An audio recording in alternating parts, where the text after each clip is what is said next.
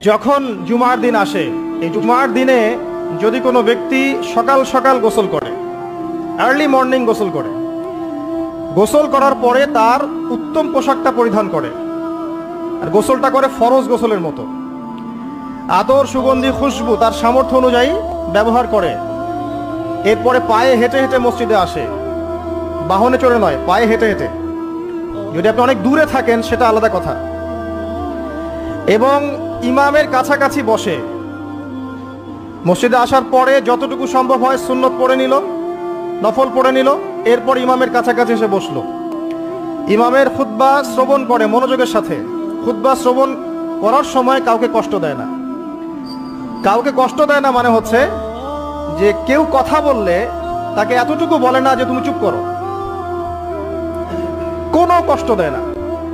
ইমামের খুতবা শ্রবণ করে, নামাজ পড়ে ইমামের সাথে। এই ব্যক্তির আমল নামায় নবী সাল্লাল্লাহু আলাইহি ওয়াসাল্লাম বলছেন যে প্রত্যেক পদক্ষেপের বিনিময়ে 1 বছরের নফল নামাজ আর 1 বছরের নফল রোজার নেকি লেখা হয়। জুমার এই সমস্ত নেকি নষ্ট হয়ে যাবে যদি আমরা এখানে আদব রক্ষা করতে না পারি।